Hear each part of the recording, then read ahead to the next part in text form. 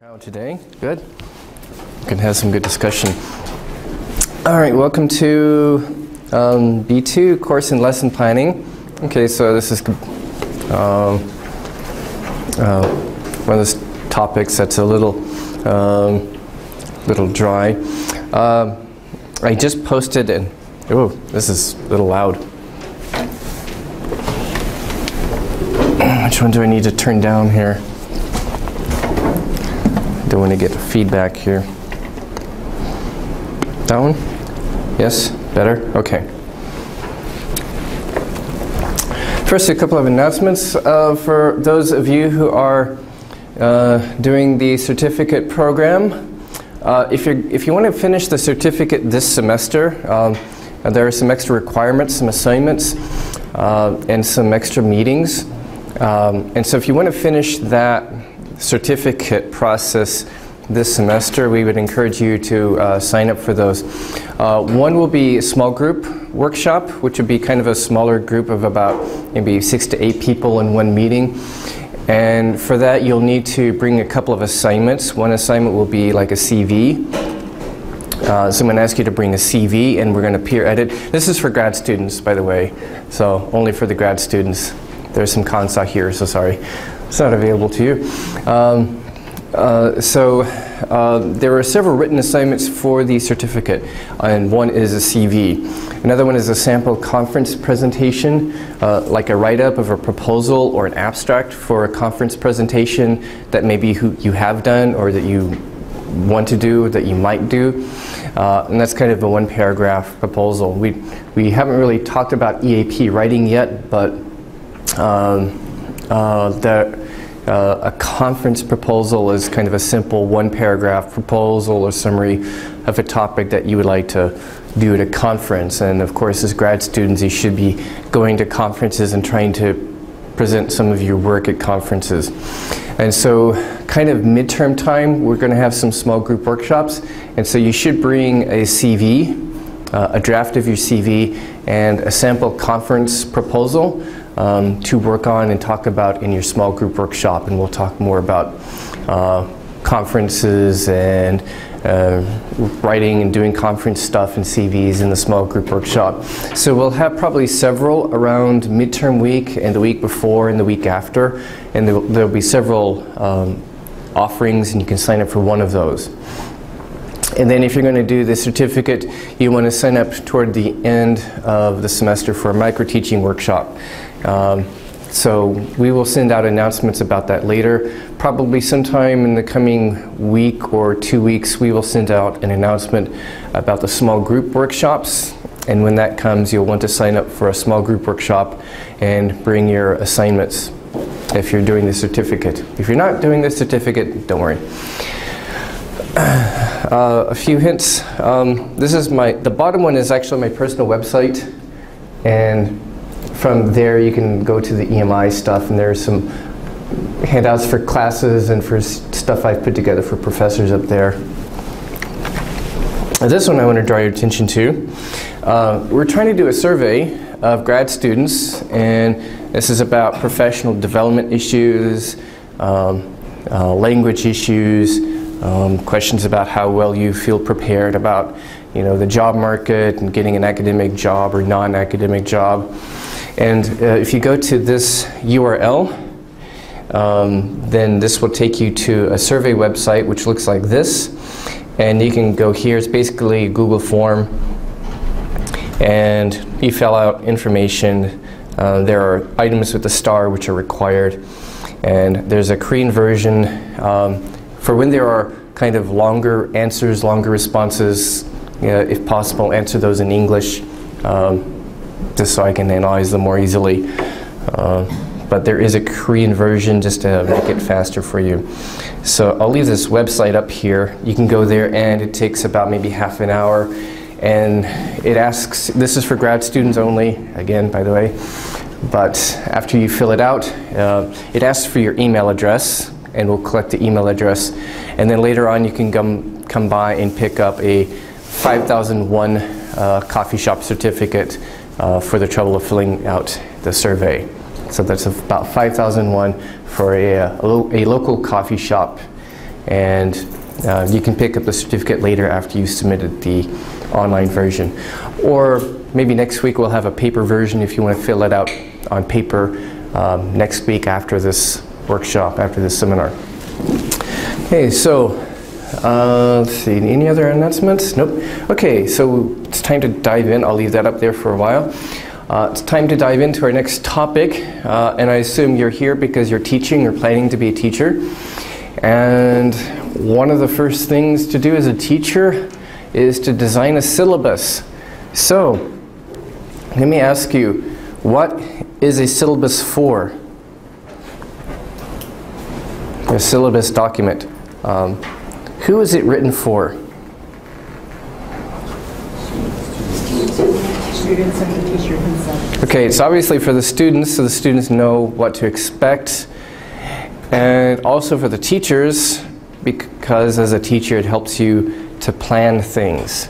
It helps you to plan your course out and to set guidelines for yourself and for the students, and then give your students all the information they need. But it's also for other people too. Who else is the syllabus for? Maybe, so primarily for the students, secondarily for you, third for someone else. Who cares? Colleagues sometimes, because we can compare and then we can learn from other people's as well. Okay. Sometimes your colleagues might want to borrow from your syllabus, especially if you've taught for a while, but who else cares about the syllabus?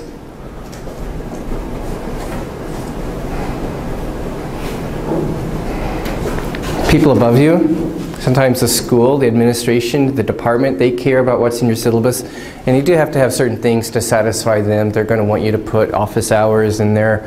They're going to want to have a course description that's going to basically say what are the important things in the course for the department's own curriculum purposes, the department's curriculum development purposes, the administration's purposes.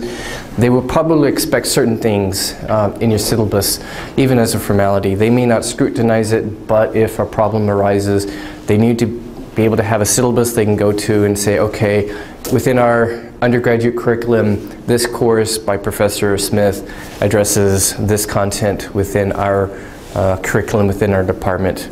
Another reason is you might have transfer students, exchange students, or students who later want to transfer course credits to another school, and that school is going to need a syllabus that has information that would satisfy them so that they can give your student transfer credit.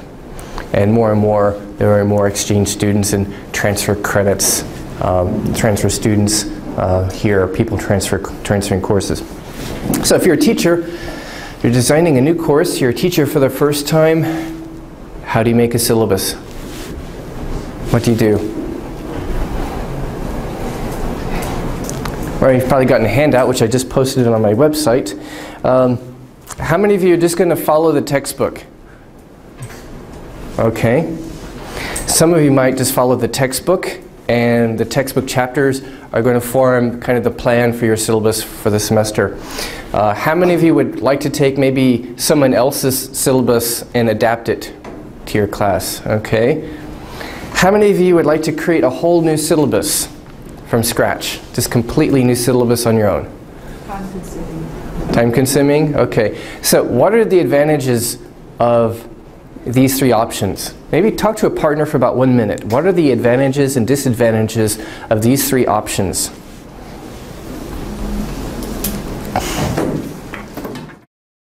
Let's come back together. So let's hear your thoughts on the different options, because some of you did have a preference for certain options. So let's hear from, let's start maybe in the back there somewhere.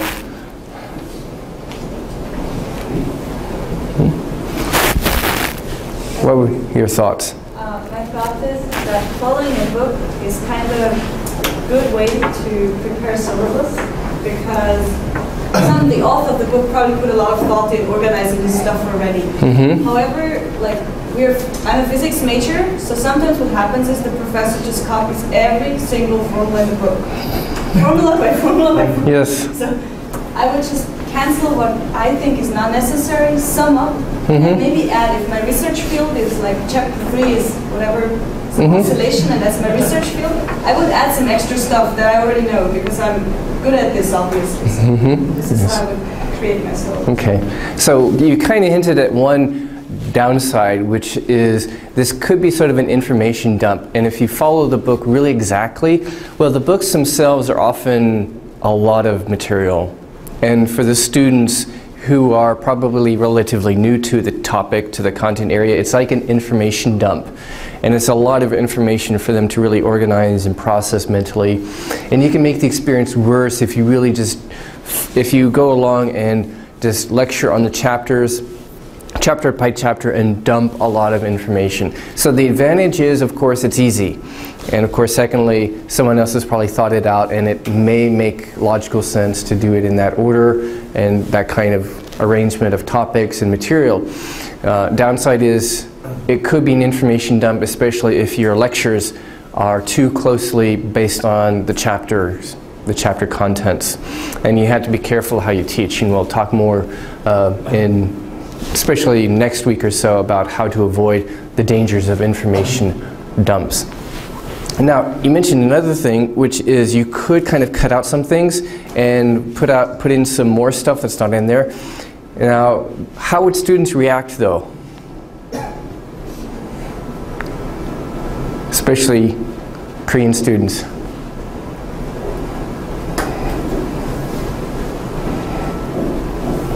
About this like from the textbook, syllabus. Like if you don't really follow the textbook exactly, you leave out some things. Okay, so when I'm a teacher, so that if I don't follow the textbook itself and they are confused, they complain a lot. So when I am an EMI or something, so we don't need this stuff. But actually, many Korean students want to stick to the following the textbook itself. Yeah, so they think I paid, you know, was it 8,000 for this thing, or 8,000 for this thing? And they think, well, we didn't cover 3 chapters. I feel cheated. I feel like I've been deprived of something. And you have to explain to them why you're doing that in that case. Explain why these 3 chapters were omitted and why you're focusing more on some other content that's not really in there. If you have I mean, you should be able to give a good rationale, a good reason, like this is beyond really what's reasonable for this course. A lot of times textbook makers really pad their book with a lot more content deliberately than what's doable in one course. They do that deliberately because maybe some professors need to focus on this depending on the requirements of their course and their curriculum, their major, their undergraduate program. Some might need to more focus on this, and some need to focus a bit more on that. And so they try to maybe cover the whole scope of what professors might need to cover for different kinds of courses. Because a textbook is not written for just one class at one university, but it needs to be broad enough in content to meet the needs of different professors in different departments at different schools with different needs. And so there's too much content usually in textbooks. So that's a caution. Any other thoughts on textbooks? Or on adapting someone else's syllabus? It's useful for beginners. Okay, also easy for beginners. Adapting someone else's syllabus if you're a beginner, good idea. You can have stable syllabus, stable, well-organized stuff. Okay, assuming that the original is well organized, then your syllabus could be well organized also. Okay. Any other thoughts?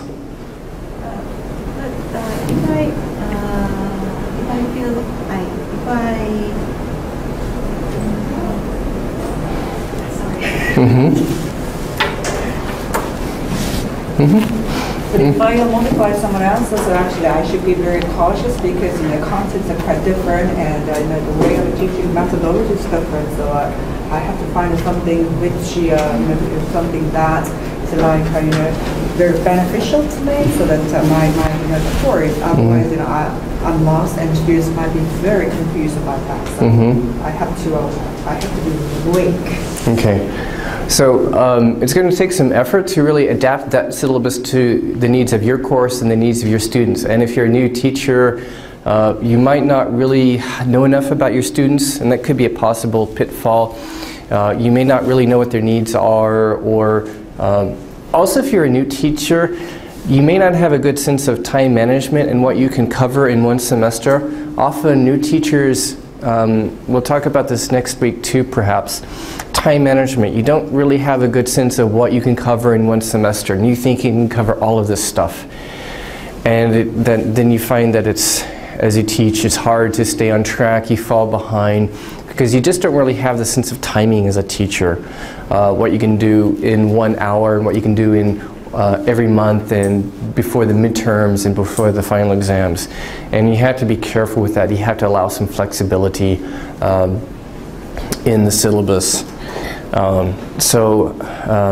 I put some padding usually in my syllabus, and I say it's a tentative schedule and things like that.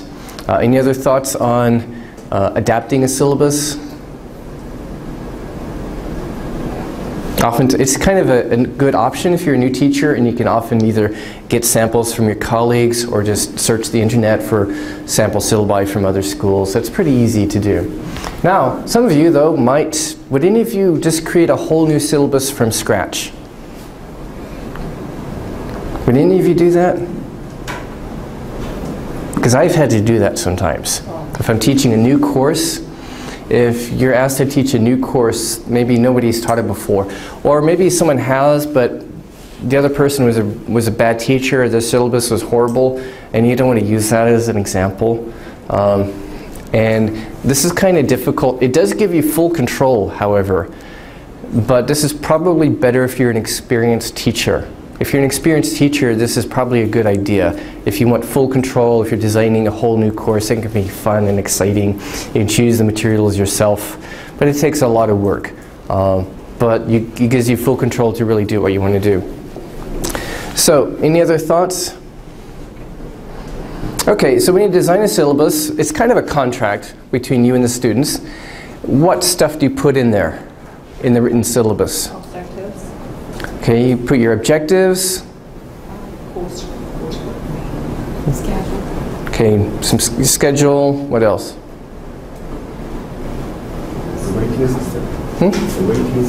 Okay, the grading system, evaluation. Of course, students definitely need that. A reasonably detailed explanation of the grading. Textbook, references. Okay, the course materials, your textbook or articles to read and such. And by the way, I found students like it when you don't require a textbook. I do that in my classes where I've maybe taught long enough that I have a lot of my own materials I can use instead of a textbook. Students like that. Okay, what else in the syllabus? Assignment. Okay, some kind of overview of the types of assignments you're going to give, and maybe for major assignments, what are your expectations for those kinds of major assignments, like your final project and such? What else?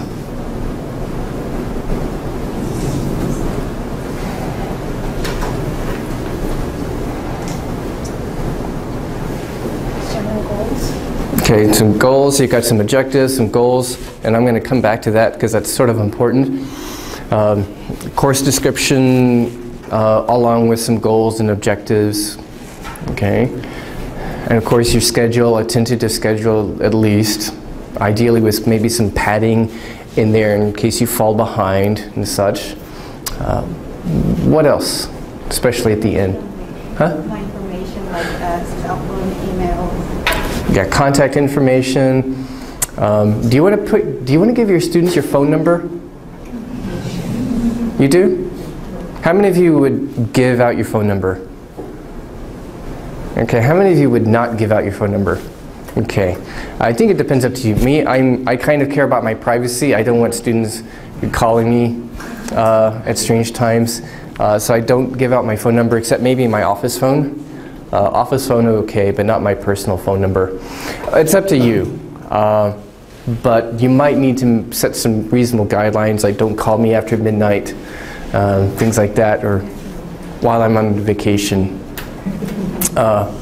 things like that. What else?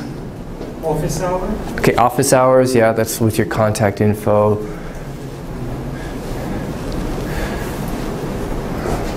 What about at the end? Probably at the end, what else?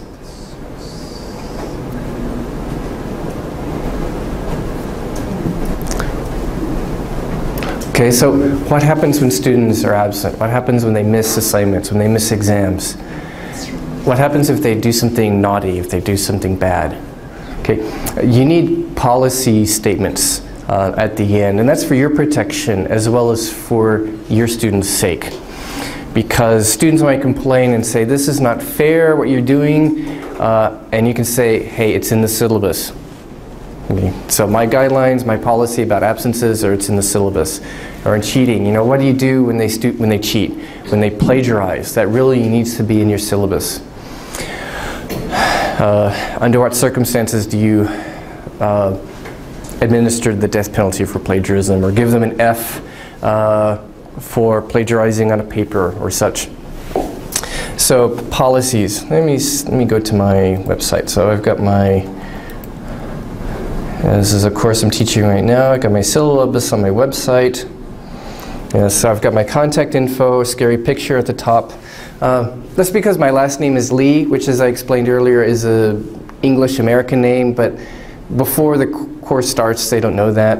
And so this is my way of telling them I'm a foreigner. Contact information, course information, course website, course description. In this case, my course description also includes objectives. So basically what the course is about and what are my objectives. What are we going to learn here?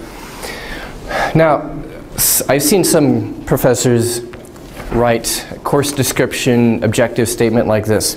How does this sound? The purpose of this course is to provide current and future ESL, EFL professionals with the ability and confidence to create English learning environments that meet the needs of students, thereby encouraging their students to perform at their fullest potential, and to evaluate and assess contemporary second language learning theory as it applies to both the individual student, the classroom environment, and the curriculum. Now, is that a good course description? Too lengthy. Okay, it's too lengthy. Is it written for the students? Not motivating. Not motivating. Yeah, it's not really motivating. What else? Distracting is true. I think the writer is trying to show off. It sounds like it's written more so for the department or administration. It's not really written for the students. It has to be clear enough. It communicates to the students and tells the students what the course is about, what are your objectives, because they're going to care about what the objectives. That's going to relate to what are your expectations of them and whether they want to take the course. So it should be clear enough. In this case, let me see here. I'm not referring to the main handout because it's a little long. So this is a fairly simple course description, and I've bulleted my objectives. These are kind of objectives, more specific objectives, like language psychology, teaching methods, lesson planning, blah, blah, blah. This is fairly simple. It communicates clearly to the students and gives them a good idea of what your course is about. So we can kind of distinguish goals, which are kind of more general, like maybe something like this course is to help students understand biological evolution, or how to understand language learning, or something like that. As a very general statement, that's okay, but you want to go beyond that, because what's a potential problem with a statement like know or understand?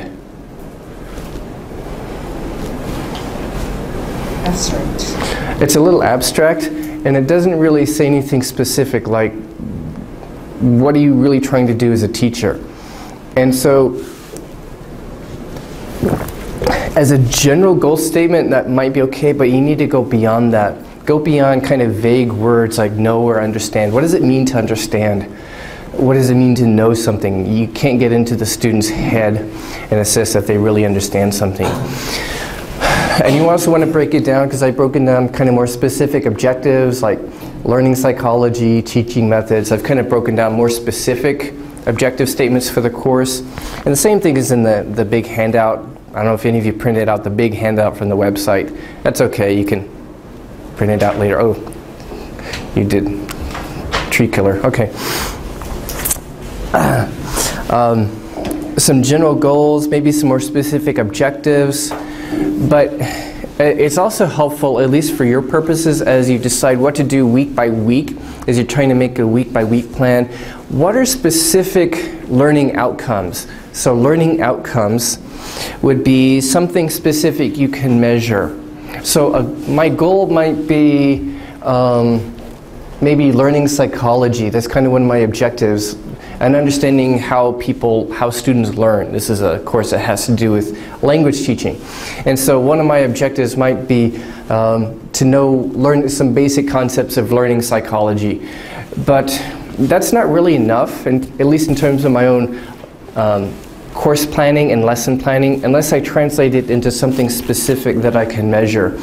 If I just keep it at an abstract level, then when I go to planning a lecture, if the goal of my lecture today is, I want kids to understand schema theory, if I'm just saying abstract things like understand X theory, again, my lecture might be too abstract for them. And so I want to think about specific outcomes. By the end of the course, what outcomes do I want? What we call learning outcomes. So a learning outcome is something specific that you can maybe measure or quantify. So a learning outcome, for example, might be something specific, like if it's a statistics course, okay, so my goal might be I want them to understand some basic parametric statistical procedures and how to use them. And maybe more specific objectives might be I want them to understand how the ANOVA test works. I want them to understand how the t-test works. I want them to understand how the chi-square test works.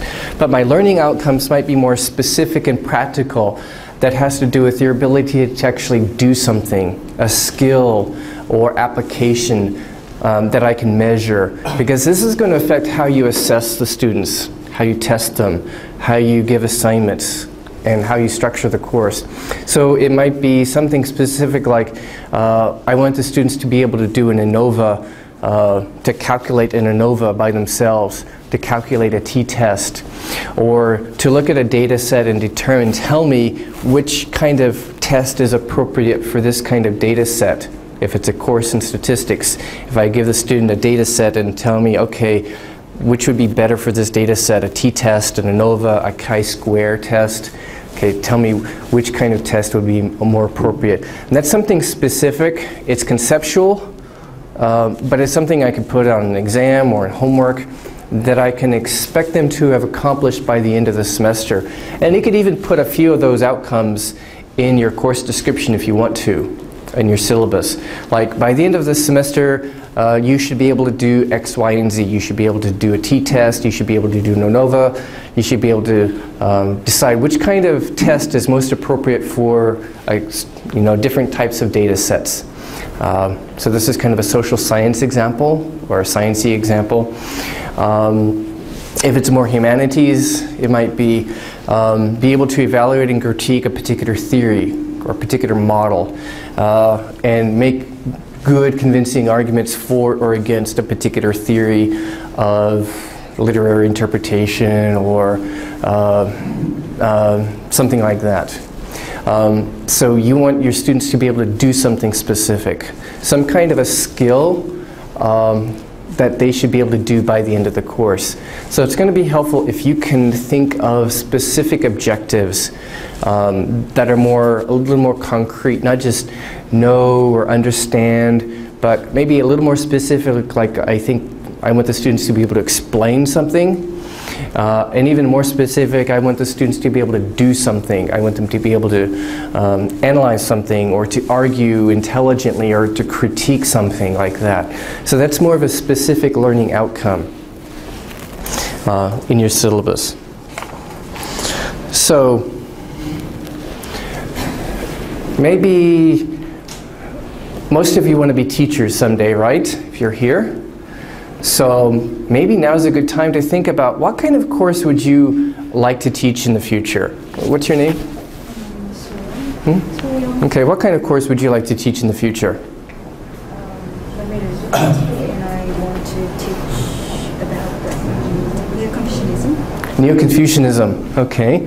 That's an interesting topic. See, I know I hear from you people a lot. I know where you are. Physics. What kind of course would you like to teach someday? Cosmology. Cosmology. Oh, that sounds really interesting. I like cosmology. There's some great educational channels on YouTube for science and stuff. I'll show you one next week, maybe. Because there's so much fun stuff happening in cosmology now. Okay, let's see. Literature, of course. What kind of course would you like to teach? Reading modern Korean poetry. Modern Korean poetry, okay. We've quite a range here. Okay. Back there. What's your? Yeah. Nano devices. Okay, so we've got kind of science people kind of gravitating toward that end, and humanities people kind of gravitating over here. Okay. Take a minute, maybe talk with each other and think about what kind of course would you like to teach someday, and write out some kind of general goals or objectives, and then try to specify some specific learning outcomes. By the end of the semester, this is what your students should be able to do. Okay, so maybe get into groups and then talk about this for about 5 minutes. Define your course, some general objectives or goals, and specific learning outcomes, because this is going to determine your syllabus.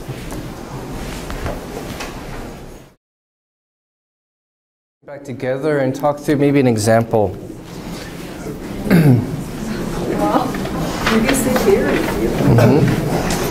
Okay, would anybody like to volunteer?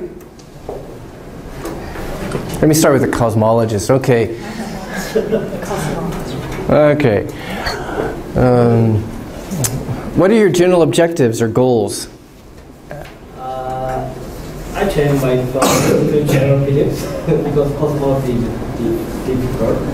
I want to teach the general physics. General physics, okay. That's more easier. I want to teach them the basic methodology to solve basic physical problems.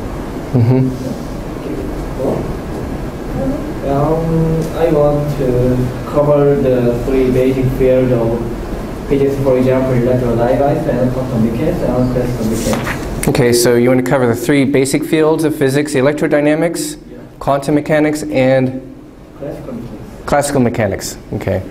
I guess classical was superseded by Baroque and, no, I'm sorry, bad joke. You know, Baroque and postmodern music, no. Okay.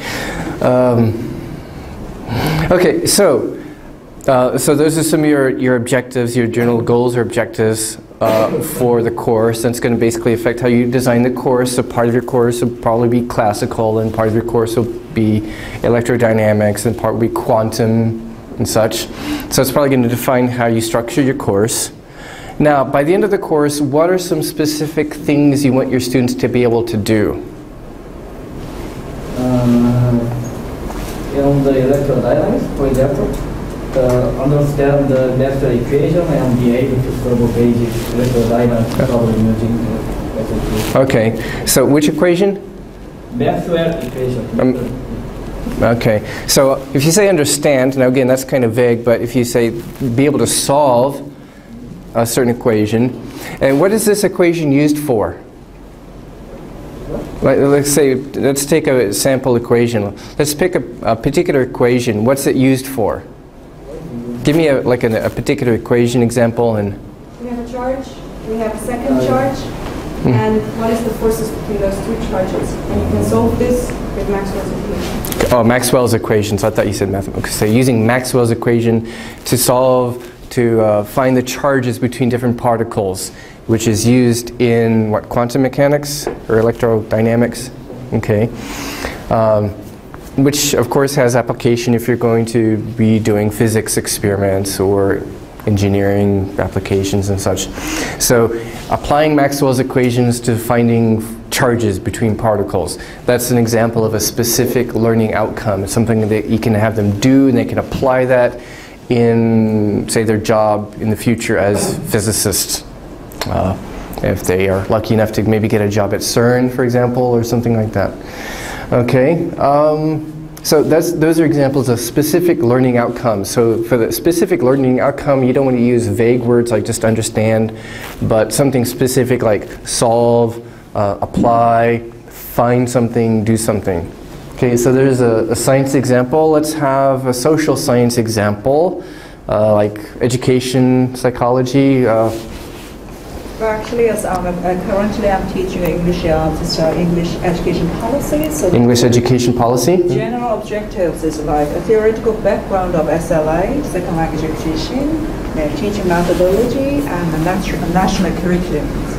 Okay, so basically like second language acquisition,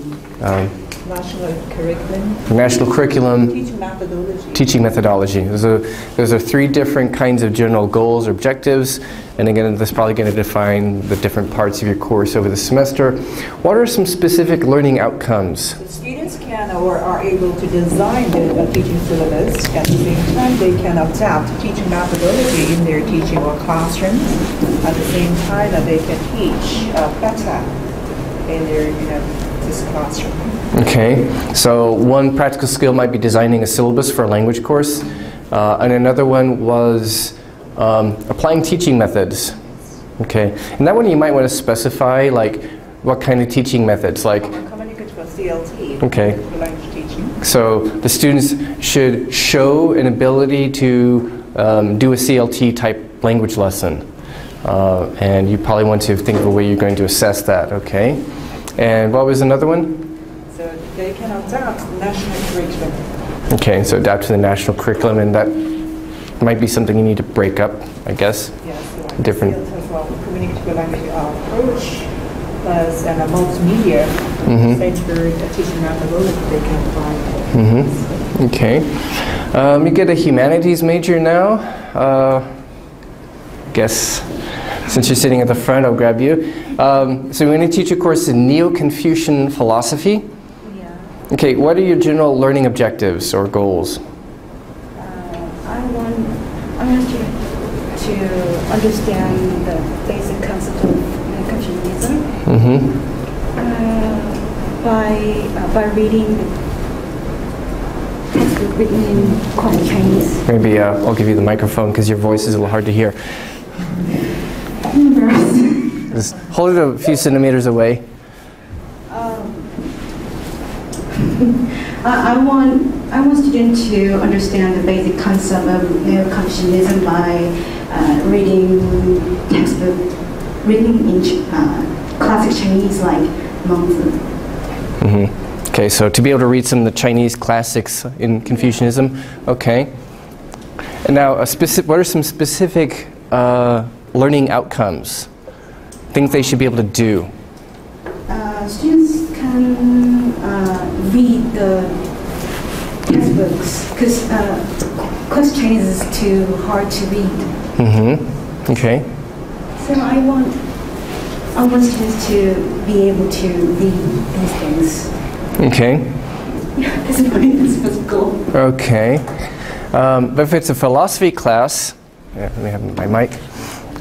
If it's a philosophy class, they probably also want some conceptual objectives, like I imagine probably people debate interpretation of Confucian philosophy and maybe theoretical debate. This is for Undergrad students. Because so your specific learning objectives are more linguistic, ancient Chinese. Okay. For another kind of class, you might have particular, in philosophy or literature, you might have specific objectives that are more conceptual. For example, you're dealing with maybe different scholars have different interpretations, and that might be demonstrating an understanding of different models or theories and being able to argue for or against one of those any interpretation, to pick a particular interpretation or theory and argue for it, or develop it further, or critique different theories in literature and philosophy. And so if you're in humanities, your learning outcomes might be something like that. Okay, do we have any others? Anything that's very different? How about way back there, very last table? What fields do we have back there? Actually, my major is teaching Korean. So Oh, okay. Similar to Korean classes. Okay. Our first goal is a teacher has to teach key expressions like grammar, vocabulary, or expression from the text. Okay. And we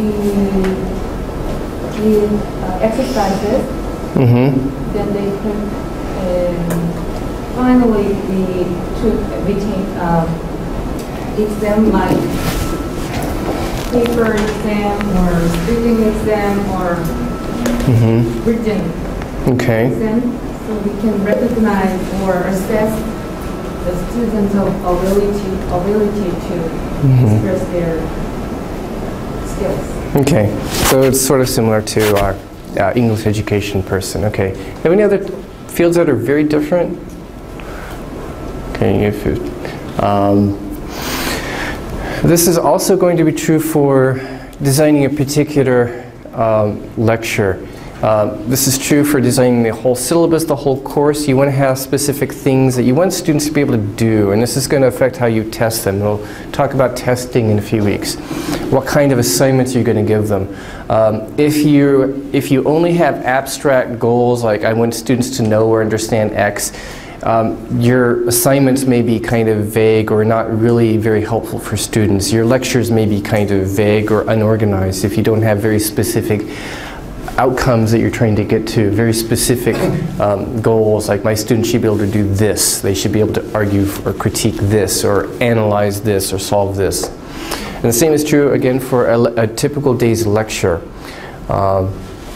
So a typical lecture is going to be better if you have something specific that you want students to get from it. And we're going to talk more about lectures and designing courses next week. You can, if you want to move back to your original seats. When it comes to your syllabus, your overall syllabus, that's going to affect how you do your daily lessons, your daily class activities, the kind of syllabus, and the kind of goals that you have. Now, when it comes to then what you do every day in class, what do you do? Because there are different options that you might do. Actually, this is in the handout under lesson planning. Time management is a problem we'll talk about actually in a little bit, either today or next week. But when it comes to lesson planning, again, the kind of lessons you do are going to be influenced by your syllabus and vice versa. The kind of things you do in class every day, that's going to affect maybe how you structure your syllabus.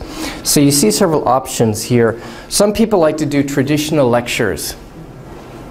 Teacher talks for 60 minutes. Teacher-centered. Yeah, it's what we call teacher-centered, teacher-centered approach. How many of you like that? No. You like it? Okay.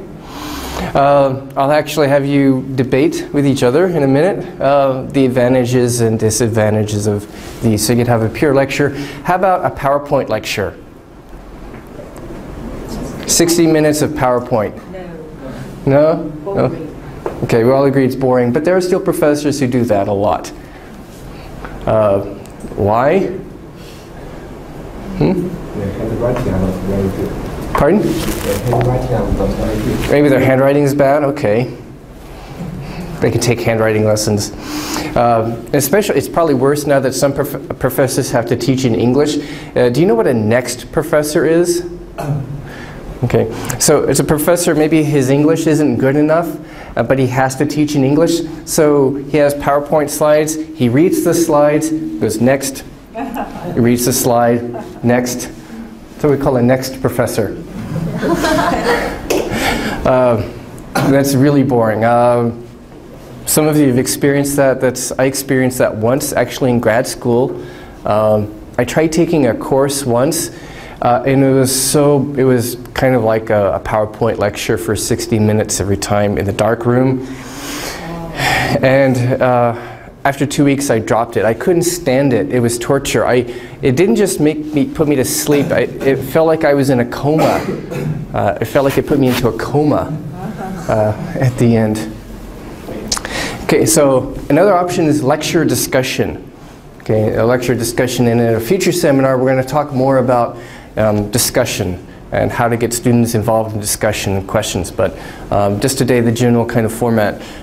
Lecture, PowerPoint lecture. Can't think of any advantages to PowerPoint lecture, but lecture discussion. Maybe lecture discussion with group activities. Okay, that's an option. You want to think about which kind of teaching style do you want to do. Do you want to do pretty much straight lecture a whole semester? Do you want to do lecture discussion activities? Do you want to do maybe one day lecture, next day lecture discussion? These are kind of your common options. Another one is kind of blended learning. What is blended learning? So online and offline and online. So some combination of online and in-class. So maybe there are some. So there's some courses that do this now. So there's an online component, some kind of an online course component, and then a class meeting and a physical class. So it's kind of a combination called blended learning. Another new option now is called flipped classrooms. Does anybody know what a flipped classroom is? That's where you kind of reverse things. Instead of doing a lecture in class and then having students do maybe activities outside of class or homework, instead the lecture is online. They watch the lecture before class, and then in class they do activities or problem solving or exercises in class under your supervision. So either they do activities in class or exercises in class under your supervision. The lecture is outside of class. It's online. Maybe you record a lecture, or you could use someone else's lecture, I guess, if you're lazy. But ideally you record your own lecture, you put it on YouTube, for example, or on your course website. The lecture is completely out of class. You don't lecture in class, or you minimal lecture in class. The class time is mostly for group activities, exercises, and such. So maybe discuss with each other for a couple of minutes. What do you think are the advantages and disadvantages of these options? Together? Okay. How many of you would like to do peer lecture? How many of you would like to talk for an hour? Huh? Okay. So why do you like that? Well, for me, I think in physics there's not much to discuss. So Deliver. I like when the professor presents the stuff to me, and I can listen to his, follow his theories. Okay. Okay, so for you, physics is something that's best if it's basically transferred from the professor's brain to the student's brains. Okay. Transfer model.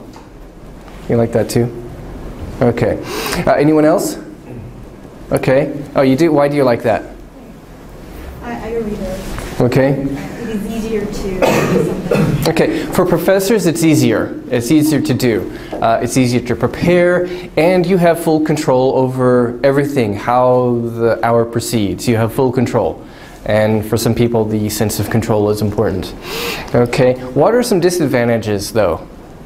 Sometimes it's boring. Yeah, it can be boring. No interaction between teacher and students. Okay, so the lack of interaction, and that actually has some real effects on can have real effects on the education. Are your students going to remember the content of a 60-hour lecture easily? I'm sorry, a 60-minute lecture. Teacher and himself as well. So very tired and talking just for 60 minutes. Yeah. Okay. So again, there may be certainly physics. There's a lot of math, and that tends to be teacher-centered, and it's hard to make some parts of physics interactive, and sometimes you have to do that. Of course, I understand, but the downside is students may forget the material after the class is over. Partly because of the lack of interaction. So there are pluses and there are disadvantages you have to consider. It doesn't mean that lecture is bad. I mean, I do lecture sometimes, so sometimes it's necessary. It depends on how you do it. But you don't always have to do lecture because sometimes you can make it a little more student-centered and such. So, advantages and disadvantages to lecture, yes. PowerPoint, does anyone want to do PowerPoint lectures? Okay, good. Actually, later on at a future, one of the EAP seminars, we'll talk about how to properly use PowerPoint and also Prezi, things like that. Lecture discussion. How many of you would like to use lecture discussion? Okay. What are advantages of lecture discussion? Advantages? Motivate to students speaking. Okay, can be more motivating for the students. It gets them to talk. Okay. Some other advantages or disadvantages? But there is interaction between the teacher and the student, so there is much more interesting. Okay, it's more interesting for the students. Okay. We can share ideas with each other. Okay, so there's learning by sharing ideas. There are always students who are not, who don't participate in the discussion. Okay, so some students don't want to participate in discussion, and in a few weeks we'll talk more about student participation and ways of dealing with that. Okay, some other advantages or disadvantages of lecture discussion?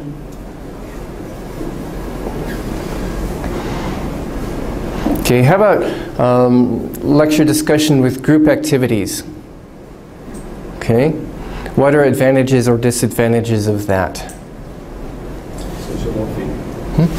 So, if to do the group discussion, some social activities will happen. Some students will take the free ride, and only a little of the group members will do the activities. Okay. Yeah. So like social loafing. Loafing means being lazy. So some students will be lazy. They won't participate, and they'll kind of depend on others.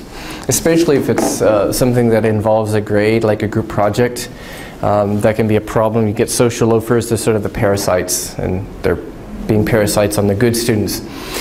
In a few weeks we'll talk about dealing with that, how to deal with the lazy students who don't want to participate.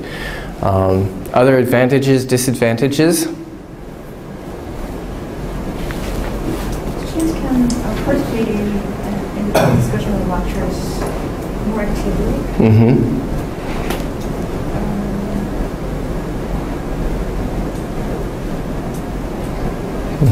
So it's like a collaboration work between a teacher and students, because not only teacher can teach, but also the students can learn and they can share their ideas or something. So it's like a co-work or collaboration between the two groups. Okay, so you get more collaboration, and that has social benefits. Difficult to find out whether they actually learned something or not. Okay, difficult to know whether they really learned from that. Okay, and in a few weeks we'll talk about using group activities, and later on we'll talk about assessment, including assessing group projects and such. There are learning benefits though in general for doing group activities, and next week we'll talk about why, how that works, but either next week or later on. There are learning benefits. Are you more likely to remember having learned something in a class that involves group activities and lecture discussion, or say a lecture, a pure lecture?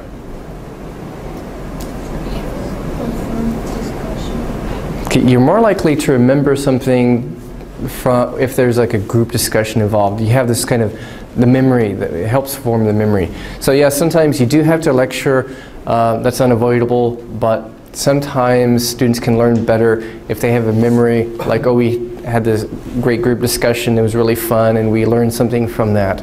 It helps to form event memories, what we call episodic memory, which can help learning. Episodic memory means like episodic, your memory for events.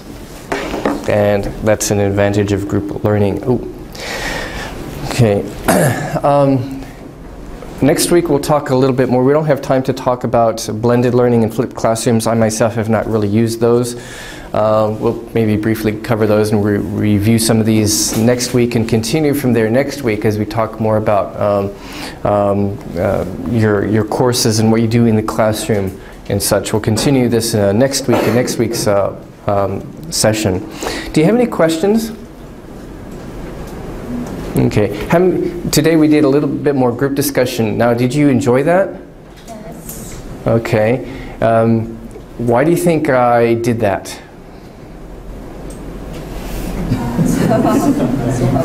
Lesson design. Okay. Partly I'm showing you these principles of lesson design because, frankly, some of the lectures in this series will be more lecture-based, like when I talk about EAP stuff later on and speaking and writing stuff, that will be more lecture-y. But in this, I wanted to give you a flavor for group interaction because we're talking about that. So I wanted you to experience that. Do you feel like you learned from this? Talking with other people? Yeah, so there are learning advantages. And later on, we'll talk about how that works psychologically, the learning advantages of this, as we talk more about group activities next week and I think the following week. Okay, any questions now? Okay, so next week we will continue this. If possible, please go to the survey website. Oops, I just turned it off. Oh.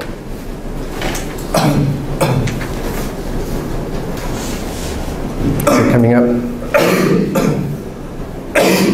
There it is. So, if possible, go to the survey website. You can fill out that survey. It takes about half an hour. And later on, the office will contact you and tell you to come and pick up your gift certificate for the coffee shop. Okay? So thank you, and see you next week.